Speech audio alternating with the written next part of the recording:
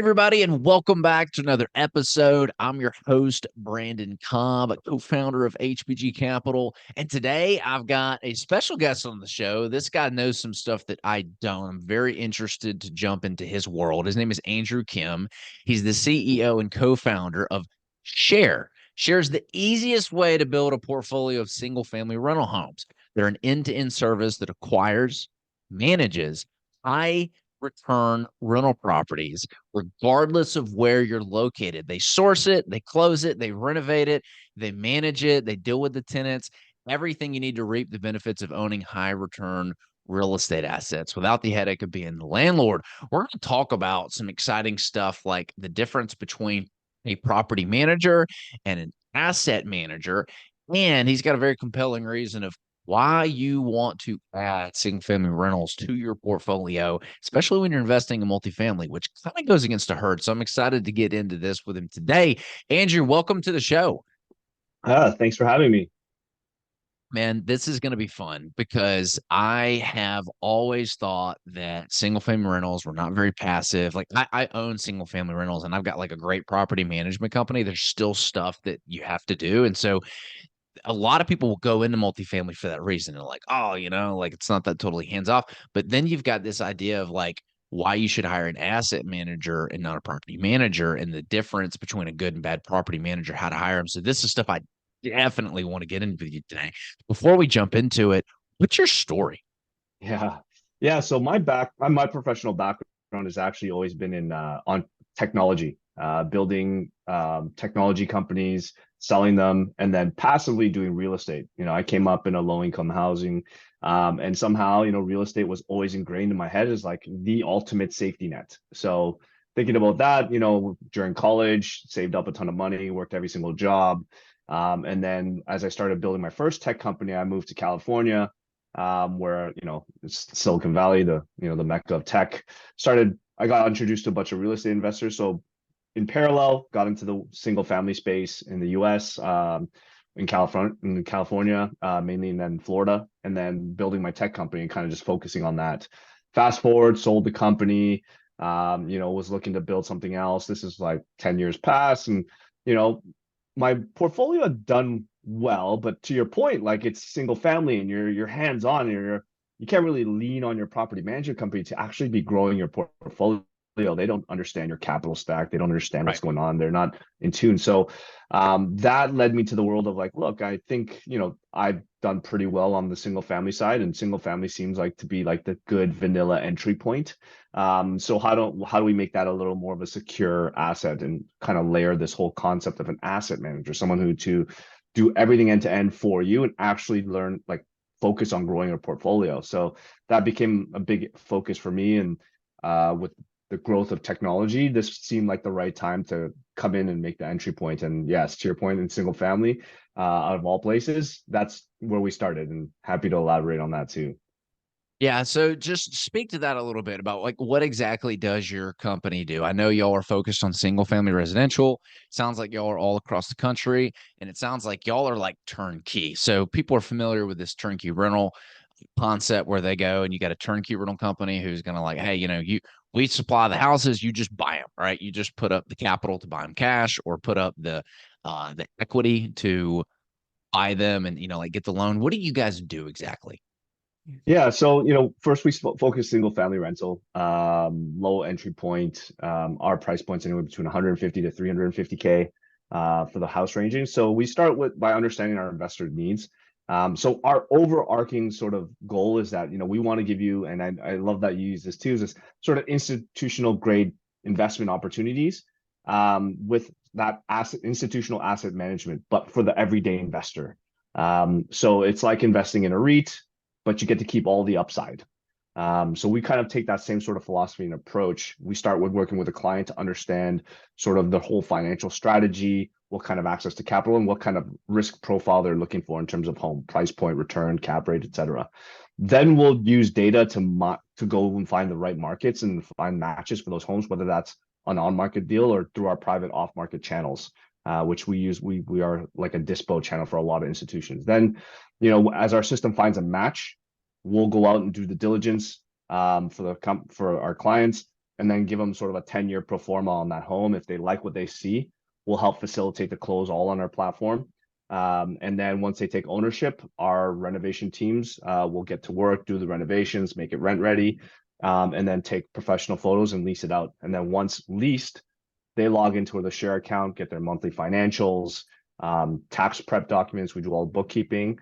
And then Oh, every year end, we do like a forward-looking strategy. It's like, hey, it's a good time to raise rents, do a refi, et cetera. Maybe there's an opportunity to grow the portfolio, all of that stuff. So really thinking about the growth and liquidity of the portfolio. wow. So how do you guys make money? Are y'all just getting like a little bit extra on top with the renovation and like a fee for finding the property, a fee for just being able to provide this turnkey solution? Because that's a lot of work. People don't Yep. realize like I've got a vertically integrated company. We're actually vertically integrating. We're getting rid of the general contracting side and starting Yeah. to, bring in GCs to partner with as we grow. We've hit a ceiling. And when you vertically integrate, you got to like simultaneously grow all these companies at the same time. And it can be a really big headache. And you're only as good as your slowest company, the most difficult Yes. one to grow. And so, how does that work? Because I've done the renovation work. I've done going out finding the property. I've done the tax headache. It's a lot of work. Yeah. So like I think like what's interesting about in the technology world of what real estate, which they call prop tech, is that ever since the '08 mortgage crisis, there's been a huge blowing up sector of prop tech companies that service large REITs and institutions that have massive like service providers that only institutions get to plug into. Like, for example, there's a company called Intera that sources and acquires and renovates single family homes, but the minimum cost to play is $25 million a year of deployed real estate. But now they've got these national networks of contractors, property managers that are they again only service institutions. But because Shares looks like an institution, we get to plug into those service providers that have these tech-enabled solutions. So we can actually centralize everything and have like this artificial intelligence that kind of triggers these events and keeps us up to date, and now unlocks all of these institutional service providers and cost to these retail investors. So yeah, we don't actually build anything in-house. Like we're not a property management company. We outsource that. We don't do any sort of insurance, tax, nothing that's in-house. We plug into different technology service providers for every single step of the way. Gotcha. That makes a lot of sense. All right. So I've been wanting to ask you this. Well, real quick before I ask that, how has interest rates affected y'all's business? I know this has made it extremely difficult to get, DSCRs to pencil, to get cash flow to pencil. We sold a townhome development to a build to rent fund, and I was like, how are y'all getting the debt to pencil? And it's like, how are you getting this to cash flow? I can't figure it out. And they said, we bought it cash. I go, Yeah. oh, just Yeah. all the town, all of them. Yeah, they said, yeah, we bought it because after you get to a certain point, I guess the cap rates start to make sense for a cash transaction. I'm like, Right. I didn't even think of that. So I'm seeing people pivot in this industry. What are you guys seeing and feeling? How have rates affected you guys? Yeah. So two things. I think the buy box adjusted slightly to higher cap rate homes. So oddly, a lot of people going towards like B minus C plus product, where you can get like the high sixes and 7% cap rates. Also now a lot of investors are thinking that this might be the cheapest time. So they are coming in at higher or lower LTVs, coming in with 40, 50% down payments so they can make it pencil with the hopes that, in a couple of years will refi, and kind of always taking the 10+ year outlook. Interesting. Okay. Yeah. So yeah, long-term outlook. That always wins. Yeah. Are most people buying cash, these like rental properties, or are they, playing debt Yeah. and thing? Yeah. I'd say 50+% of our clients are buying cash right now. Yeah, that's exactly what I thought. Yeah, I'm seeing more of that too. Okay, this is my big question because I have had the headache of owning single family rentals at a property management company. It's not completely passive. And this is a big argument for people to move into multifamily. This is what a lot of people say. But then you've got this thing right here is asset managers versus property managers. What's the difference and why do you want an asset manager? Yeah, so I think the asset manager is the key component that kind of levels that playing ground. Property management, I love property managers, but they're reactive and they're maintenance on call. They're not expected to hit any sort of returns that you might have internally forecasted. That is the job of the asset manager. We are going to help you and say, hey, look, here are the targets we think this house can achieve. we're going to help you get there. So now we're looking at every cost line, every opportunity to get revenue, and every opportunity to refinance to actually go back and provide those returns for you. So what that means from like a sort of a day-to-day operational basis is like, look, we're going to go and source the right property management company and negotiate the right terms. So behind the scenes, we're signing master policies with these large property management companies and negotiating these like pretty low rates but high service quality, and not marking that up and passing that straight through to the client. And then same with our insurers, we have a master policy there, and our landlord policy is 20-30% cheaper than the retail investor. So we're not only getting economies of scale, but we are always constantly looking at opportunities to either increase rents or refinance or other, again, growth and liquidity levers. That way, we are now the point person, despite how many scattered single families you might have across multiple states. Behind the scenes, you don't care how many property management companies working, you're just working with us. Yeah. So we're a single point of contact, and we're constantly looking out for your bottom line. Interesting. Okay, so let's just recap that in case you're listening. What he said made a lot of sense. And a lot of this is really important because a property manager is reactive. They're just, okay, hey, look, we didn't get the rent. Oh, hey, tenants are leaving. Let's get someone that's very rent. Asset manager, you're looking at how to get the highest ROI, how to force appreciate it, best times to refinance. And so you're looking at it like, hey, how do we manage this asset to squeeze the most juice out of it, where a property management company is just reactive? Why is this not a more known position? Why am I just finding out about this for the first time? I don't hear about this in the industry. I don't hear about investors hiring asset managers for their Yeah. single family portfolios. I only hear about property managers. Yeah, there hasn't been a category for it. And I still don't even think that, like, I guess in the multi world, it's a different sort of like LP structure where you've got different partners actually playing the asset manager, like your JV partner or whomever.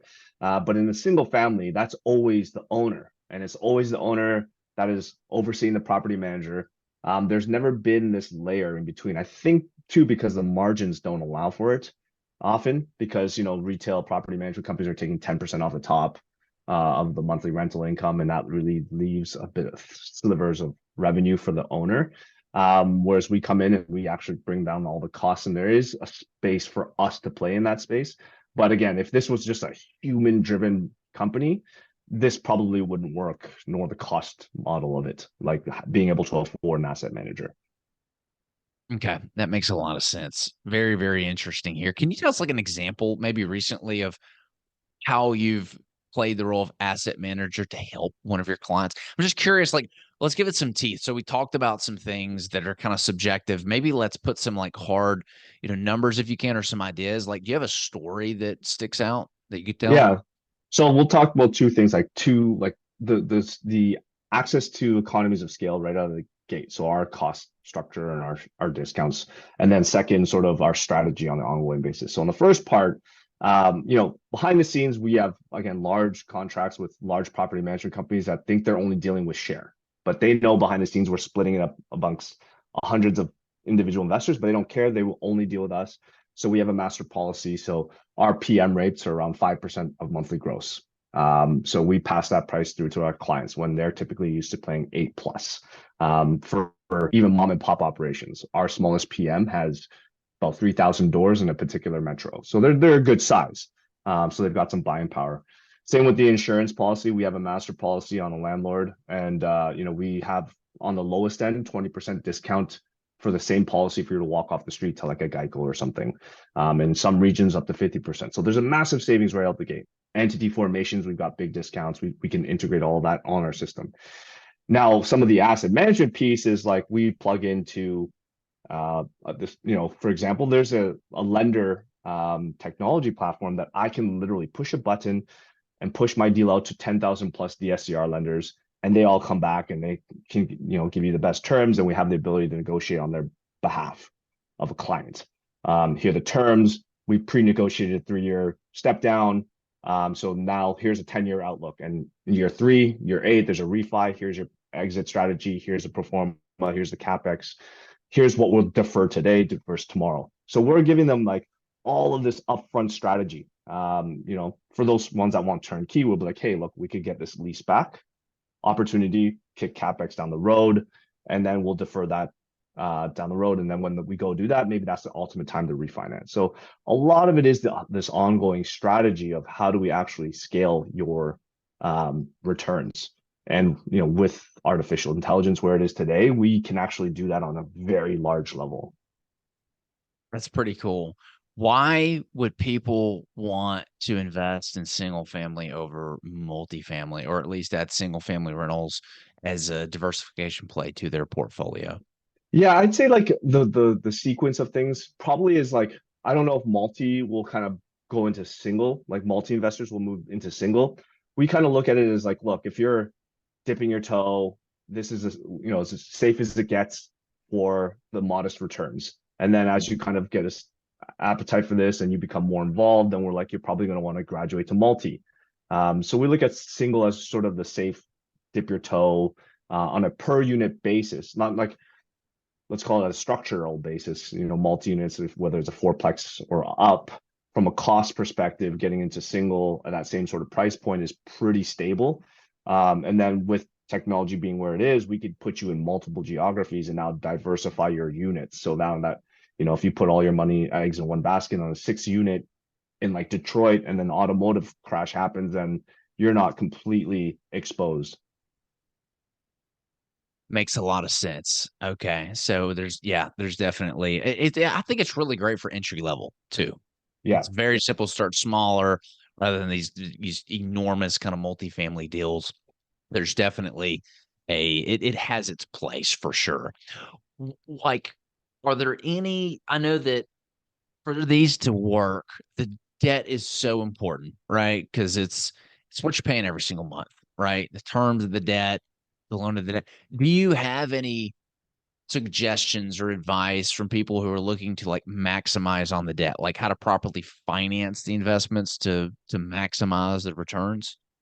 Yeah, so we have like this intake where we can actually see what kind of capital they have access to. And we see their whole capital stack. So, sometimes it does default to DSCR, but we give them this boilerplate, go talk to your primary bank of what kind of long-term debt you can get access to in terms of investment properties. Some of our clients are using whole life insurance, some IRA. So we look at that whole stack and then we kind of structure your plan accordingly and say, how do we actually get into this home in the most cost-effective way? And here are all your performance for different financing strategy. Let's talk about them, right? And they've got like this ability to kind of dissect each format that they want and decide, okay, let's go with this home, use my Roth, So there's we do advise them on how to actually be most sort of accretive with their capital stack. What does that look like? Does a story come to mind? I like to try to like put teeth to something that's, like I get what you're saying and the audience hears what you're saying, but like you have an example where you can kind of like walk through the numbers on that, specifically around like the financing and the different options and why they might want to go with one or another. Yeah. So I mean, the most obvious one is the DSCR loan. So they'll be like, okay, well, how I've got X number of capital, so let's just say they've got 75K capital. And I'll say, okay, well, look, what's your target here? Is it cash flow or appreciation? If it's 75K, we could probably get you into like a C class home, like 150 to 175. That's all inclusive to get you to the point where you have a tenant in place. So that includes your down payment, your debt cost, your title insurance, everything. And then we'll say like that's based on a DSCR loan. We kind of back into what we think the DSCR rate has to be. And then we'll say, okay, that's what we need for closing. And then we'll basically align all the DSCR deal flow up to that. And then we'll stick in a refinancing model in like say year 3 when we think rates will drop below 5 and show what the refinancing events will be with the estimates. Usually in a 3-year model, we'll probably try to pull back 50% of the original closing equity. So now you're left with about, let's call it, 30,000 to 40,000 left in the deal. And then we'll give you the 10-year pro forma there. Okay, that makes a lot of sense. Interesting. Any strategies or advice on how to maximize your single family rental portfolio? Like, how do you get the most of it long term? You know what I mean? Like, everyone's kind of like, cool, bought it. And yeah, I'm just gonna let it sit there and refinance it when that comes up, 10 years later. or just let the property manager kind of like do its thing. Like I don't feel like people have like a long-term strategy. It's just like kind of buy and hold. Yeah, so we would say like, look, there's the refi strategy is one, but then it's like, are you originally picking like a neighborhood? Like, what is your original going in thesis in terms of what neighborhood you're going into? Is this a C neighborhood that's on trajectory to go to a B? If so, then not only is there a refi strategy, but there's also the value add strategy of like, how do you actually do the best upgrades for the best rental yield? Mhm. So that's kind of what we want to pull in. We're pulling a lot of different data points of saying, hey, look, as we do this refi, maybe it's a good time to actually evict and maybe do some big rentals or some major facelift items to go out and do the cap, like get the highest refi appreciation terms. So yeah, there is the refi piece, but there's also the value add piece that we want to get to down the road. Okay, so let's break that down. It's, hey, I bought it. We're gonna, you don't want to over renovate, right? You spend too much money and you can't get the squeeze out of it, but you don't want to under renovate because it could cause problems or you might not be able to get the rents that you could. So you guys, step one is to break that apart and look at what the maximization is, that medium for the proper renovation. Is that like one key point? Yes. Yeah, that totally is. And like we'll tell the because like we send a renovation team in there, they're going to come up with this massive scope of work, and we're say, look, we only really need to do 20% of this today, but let's kick this 80% down the road for when there's maybe a second turn or two turns or when the next refinancing clause is up. That way we'll go and do that right there, get the, your Burr light, let's call it, squeeze more out of that. Makes sense. Okay, so the renovations part of it. What else? Well, renovations, refi is the big one, and the rental appreciation. And then we have an active ability to do all your 1031, tap into your IRA. So being able to kind of facilitate all of that as well, for your growth strategy. Okay, makes sense. What about tax savings? What are some of the things you're noticing that your clients who are having a success with tax strategy doing with their single family rentals that others are not? Yeah, I guess, well, cost tags are pretty important. And then doing their sort of depreciation calculations as well. So we have an internal CPA that kind of assists with all of that as well. So making sure, you're getting down to zero, paper losses as much as possible. Okay, that's always good. Cost sag, being able to reduce it, get the depreciation. Yeah, if you don't know what Yeah. depreciation is by now and you're listening to the show, you got to go listen to some other episodes. Man, this has been a eye opener here. What, kind of last question. What are some of the biggest mistakes that you see investors who are investing in single family rentals making? Others are not. Yeah, I think like the mindset coming in, I think for all quote unquote passive real estate, like I always caution like, look, if you want to really think about making cash flow, I maybe this is my personal philosophy too. Just don't think about the cash flow in the interim. If the cash flow is too good on a per unit basis, then it probably means you're not refinancing as aggressively as you probably could or beating out enough value of the home. So don't be so short-sighted. Think long game, grow as many units as possible so that when the way I look at it, as many homes, max leverage, least amount of cash, and that's your parachute, right? And it's just like, hey, I'm ready to retire now. I want my cash flow. Well, what do I've got? How do I open up those cash flow floodgates? And I feel like a lot of these novice investors coming in have a preconceived notion of what is passive income, and they think like they're going to make one investment, and all of a sudden now they're financially rich. Yeah. Yeah. It takes a while. You got to build it up. But it's Yeah. really nice having people pay your monthly mortgage that's paying down your debt and building equity. Yes. That's Yes, huge. yes. That's I feel like is a starting like yeah, that has to be the starting point. Like there's no shouldn't be coming in with this with a cash flow negative sort of perspective. Andrew, this has been a pleasure. If people want to learn more about you, learn more about your company, share, where can they go? Yeah, so it's sharesfr.com, share single family rental sfr.com. Create a free account if you're interested, set up a free call, and then we'll do the KYC and get started. We'll make sure that that gets posted in the show notes. Andrew, it's been a pleasure having you on today. Likewise, thanks for having me. Yep. And hey, if you're getting value from this episode, show Andrew some love, show me some love, write a review, share this podcast episode with your friends and family. We will see you guys next time.